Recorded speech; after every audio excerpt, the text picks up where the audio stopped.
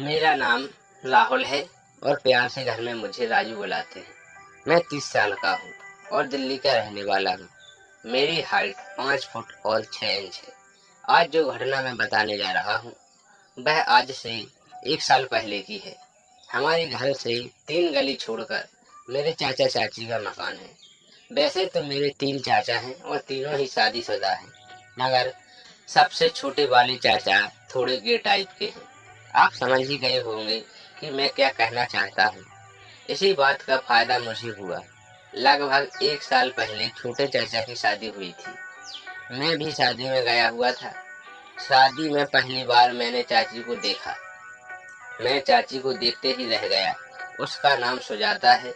उसका फिगर भी देखने लायक है। नई शादी हुई थी इसलिए चाची से कम ही बात हो पाती थी, मगर एक दिन कुछ ऐसा हुआ कि उनके बाद चाची को लेकर मेरा नजरिया ही बदल गया। बात मेरे जन्मदिन की है। मेरी माँ ने कहा कि सुजाता चाची के घर जाकर के भी उनको जन्मदिन की पार्टी के लिए इनवाइट देने जाऊं। मैंने एक टी शर्ट और ढीली सी लोअर पहन लिया। मैं चाची के घर के लिए निकल पड़ा, मगर जल्दी जल्दी में मैं अपनी मुंह बंद करना भूल गया। मैं बिना इस बात पर ध्यान दिए ही चाची के घर जा पहुंचा। जैसे मैंने पहले बताया था कि मेरे चाचा थोड़े गे किस्म के व्यक्ति हैं। उस समय वो ड्यूटी पर गए थे। जब मैं चाची के घर पहुंचा तो वह बैठी हुई कपड़े धो रही थी। मुझे घर पर आया देखकर चाची उठी और पानी का गिलास भर ले आई। पानी देने के बाद वह वापस जाने लगी। वापस आने के बाद चाची ने मुझे कहा पूछा तो मैंने मना कर दिया। उसके बाद चाची फिर कपड़े धोने में व्यस्त हो गई। अचानक चाची की नजर मुझ पर पड़ी और उन्होंने मुझे उनको घूरते हुए देख लिया। मेरा ध्यान अभी भी अटका हुआ था।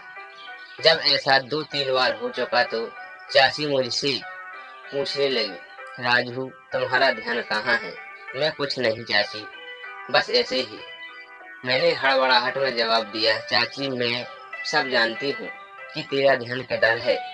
मुझसे छिपाने की कोशिश मत कर। मैं अनजान बनते हुए, चाची मेरा ध्यान तो कहीं भी नहीं है। आप ये क्या कह रही हो? चाची अच्छा तो फिर तुम्हारा ये? चाची ने मेरी तरफ नजरों से इशारा करते हुए कहा, सॉरी चाची मैं जल्दी जल्दी में भूल गया। चाची तू तो बहुत ही बेशरम और कमीना है। आने दे तेरे चाचा को, मैं उनको तेरी सारी बात बता दूंगी आज। चाची के मुंह से ये शब्द सुनकर मेरी तो फटकर हाथ में आ गई। मैं चाची के पैरों में गिर पड़ा। मैंने कहा, सॉरी चाची, आगे से ऐसा बिल्कुल नहीं करूंगा, मगर आप चाचा को कुछ मत बताना प्लीज। मैंने चाची के पैरों में लेटते हुए रोने का नाटक करना शुरू कर दिया। चाची ये सब कुछ देखकर हंसने लगी। जब मैंने ऊपर देखा तो वह अपने मुंह पर हाथ रखकर हंस रही थी। चाची कितना फट्टू है रे, हाय राम, कहते हुए चाची जोर जोर से हंसने लगी। मैं चाची को देखकर हैरान हो गया, मगर साथ ही यह समझ भी गया था कि चाची मेरे साथ मजे ले रही है। मैं जान गया था कि चाची अब चाचा को कुछ नहीं बताएंगी, बस मेरे साथ मजे लेने में लगी हुई हैं।